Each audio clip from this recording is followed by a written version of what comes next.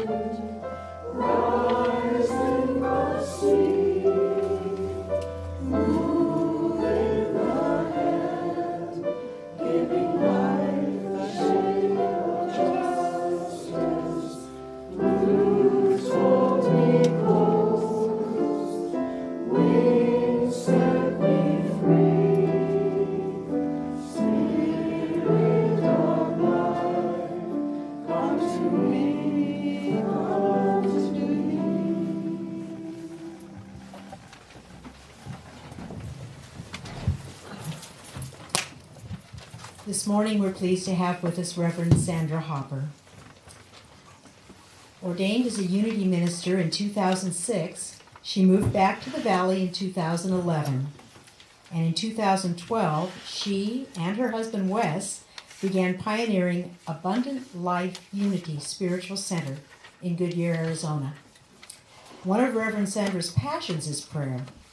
You can tell by looking at her car's license plate, Prayfl. Prayerful. She will be sharing some thoughts on prayer with us this morning. Welcome, Reverend Sandra.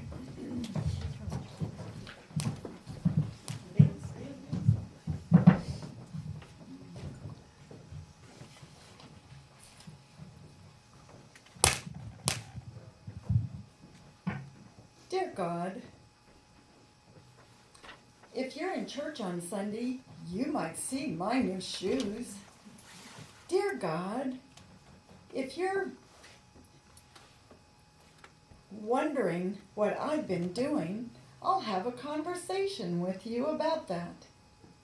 Dear God, I didn't know that purple and orange went together until I saw your sunset last night.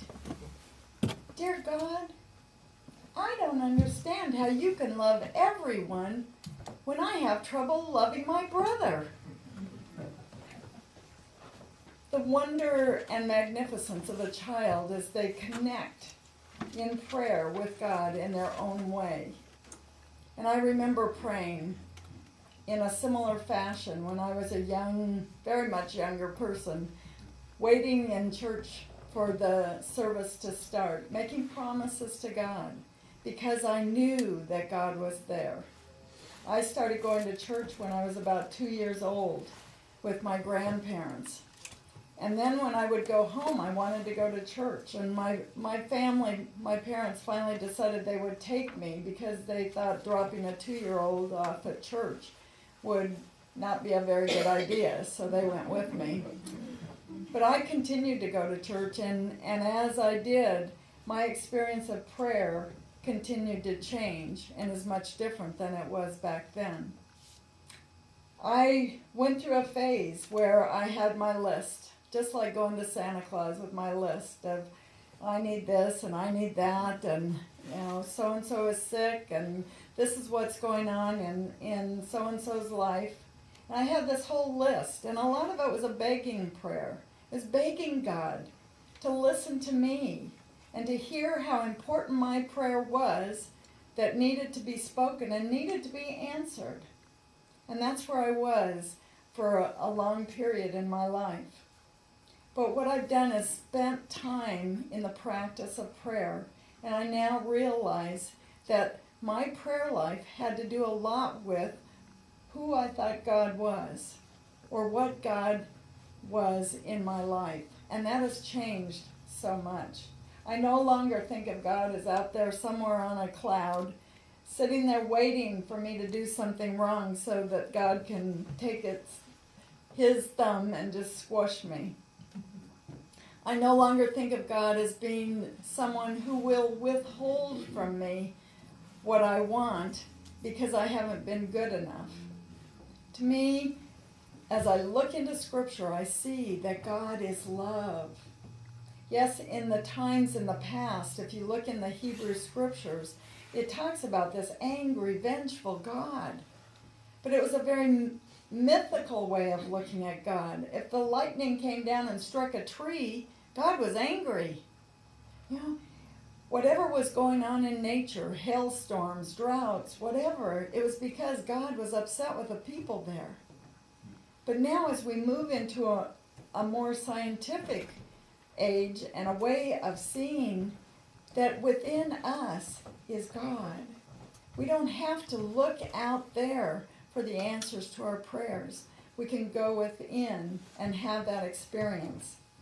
Jim Rosemergy, who is also a Unity minister and was someone that I took classes from as I looked forward to going to Unity Institute, wrote on his blog, "The idea that resounds through the ages is that our connection to God comes when we are still and silent." We don't have to be talking in great length and telling God all about what's going on. God already knows. And so we just need to be silent. We need to be in that presence and realize that presence is within each one of us. He goes on to say, Meister Eckhart said that there is nothing so like God as stillness. Therefore, if you want to experience God, you must be like God and be still.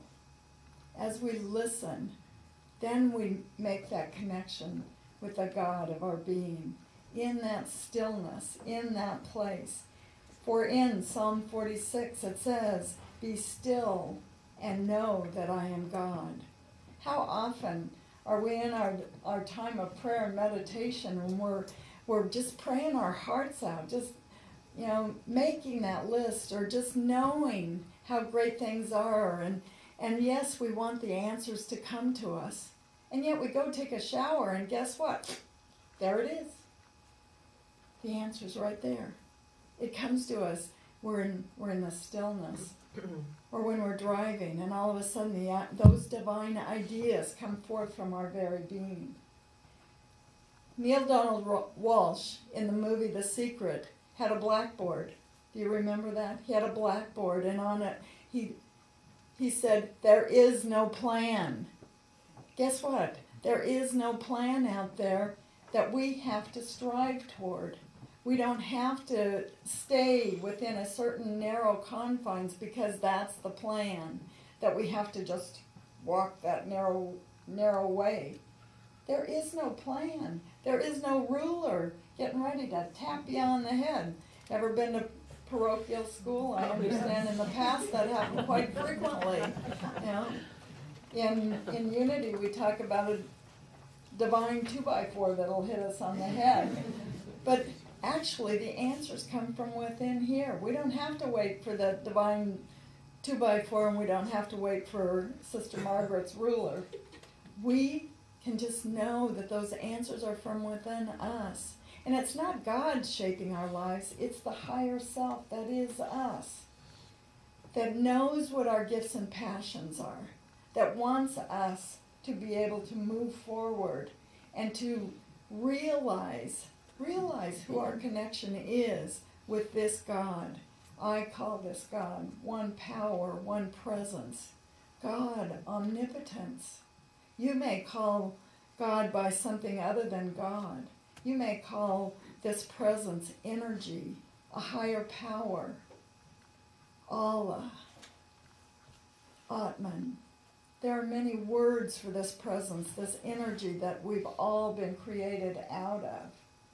And it's particular only to you and how you feel about those words and how that connection is. But as we spend time in that connection, then we know from within us, from that very stillness, that is where our answers come. Any feelings of anxiety or fear, resentments and judgment, that's when we start feeling separate from God. When we allow those things to take us over. I can tell you a personal experience, and that's that I've been working on my prosperity consciousness. And so I acted that out yesterday. I went and bought me a new car. So I have to tell you that prayerful is not on it right now. Prayerful is my license plate that's sitting at home waiting for the right to be able to put on the new car. So I'm like, uh-oh, I put that in my introduction, but it's still true. I still feel very passionately about prayer. But as I went driving home, and as I approached my husband with his new car that he had nothing to do with, I'm like, okay, now I get to live out my prosperity consciousness, and I also get to release the fear and anxiety of how Wes is going to feel about it, or, oh my goodness, I really made this decision to do this. You know, it's a matter of practice and just connecting with that love that is within us, that lifts us higher, and that we know that we deserve all that we need. And it's forthcoming to us as we allow the anxiety and the fear to be released. We don't have to hang on to them.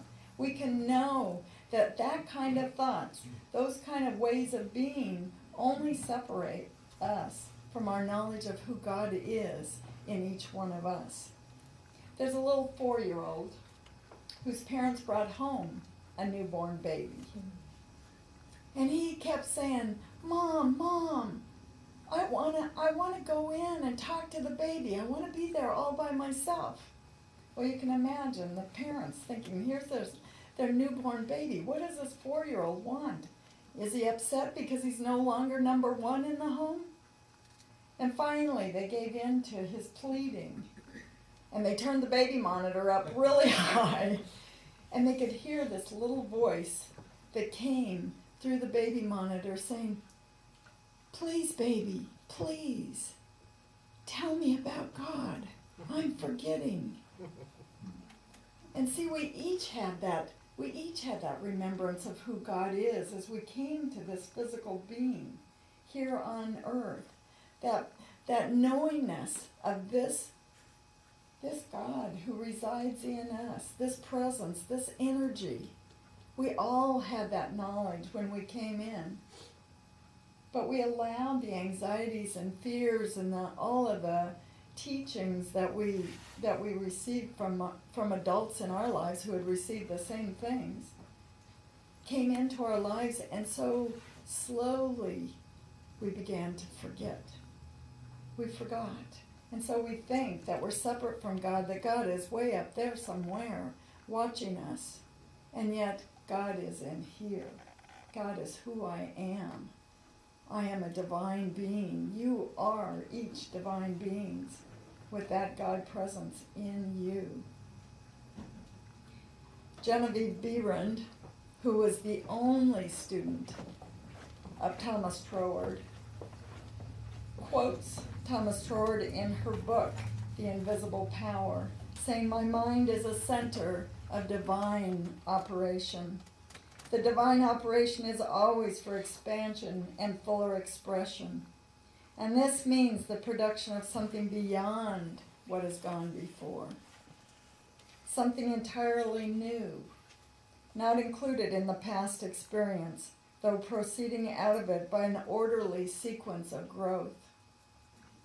Not what has gone not the same. We don't have to stay in the place where we were before, because the divinity in each one of us, that energy, that higher expression, is for expansion and fuller expression in each one of us. We are called to be so much more than we are at this present moment. We are called to express that divine operation that is for expansion and fuller expression. Our lives may have looked one way even last week. We can compare ourselves with other people, but what we need to do is compare ourselves with who we were last week or last month or 6 months ago compared to who we are today. We are a person of expansion and fuller expression. We are no longer the same as we were before. And this comes about as we go deeper. As we go deeper into this presence here, as we listen, as we let go of the anxieties and fears. It says in Philippians 4:6, be anxious for nothing, but with prayer, with thanksgiving, let your hearts be open. Be open. So we listen to the Spirit within us. We listen. We take time to listen because that's where we learn about the Spirit of God in us. It's a matter of practice. Practice. That's how you get to that hall somewhere that they would never let me in as far as being a musician. But it's practice. That's what leads us as we take time in the silence. Then we go deeper. We go deeper. My friend Daniel Nahmod wrote a song called When I Pray, My Heart Goes Deeper. So as we pray and as we allow ourselves to go into the silence, we go deeper. And every time that we do that, we go deeper and deeper. And we feel that presence within us that is always for expansion, for our highest good. It's not withholding us, not withholding anything from us. When I pray, Our Father, which art in heaven, I'm not talking to a person out there. I'm talking to the person that is in here, that expresses from that place, knowing my higher self. The divinity is within me. And that's where heaven is within me as I connect in that deeper place. I look at, as we forgive our debtors, I changed that a little bit to forgive us our doubts as we forgive our doubters. Forgive us our doubts that we can be so much more than we are. And just release those doubts. Release those in our life that might be saying, no, you can't do that. You're not good enough. You don't have the education to do that. And maybe it's the little voice that's speaking in my head that's saying, no, you can't do that, Sandra. Came up for me big time when I decided to go to ministerial school, when I'd been out of school for 35 years and doing master's level work in a seminary. Yeah. We release our doubts. We release the doubters from within our lives, and we go into the silence, and we know exactly what is ours to do and to be on this great planet Earth. We go deeper.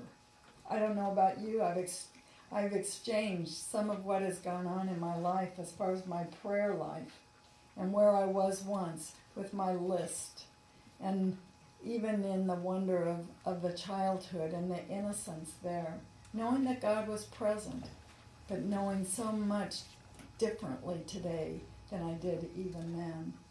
I don't know about you. Has your experience of prayer changed through the years, no matter how many you happen to have behind you?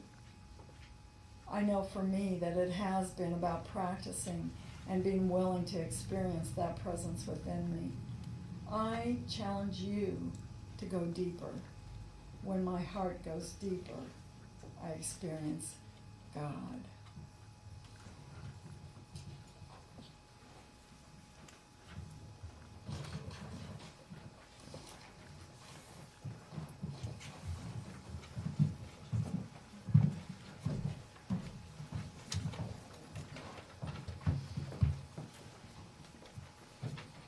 Now, if you will, please stand as you're willing and able and join me in singing number 168, One More Step.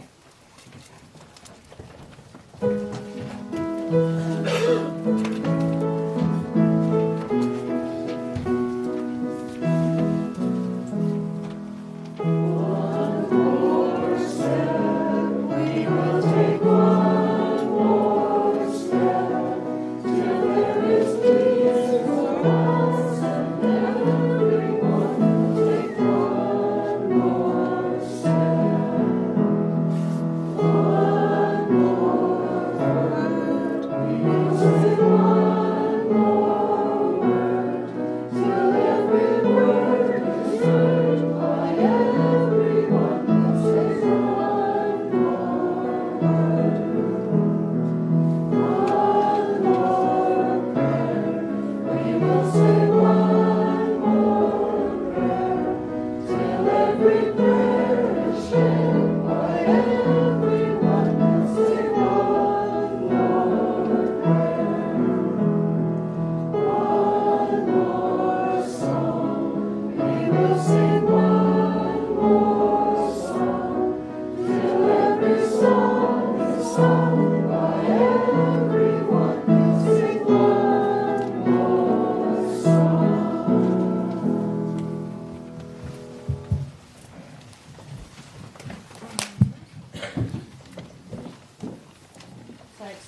chalice, please join me in reading West Valley Universalist Church, Unitarian Universalist Church mission statement in your order of service. We agree to provide a safe place to celebrate diversity, draw inspiration for living better lives, foster social and environmental justice, and compassionately support each other in our spiritual searches. I want to take a moment to thank Reverend Sandra for being with us this morning. Thank Rocky for playing for us. Thank Barry and Ann for being greeters. And we'll close with some words from Reverend Sandra, and then I hope you'll join us over in the fellowship hall.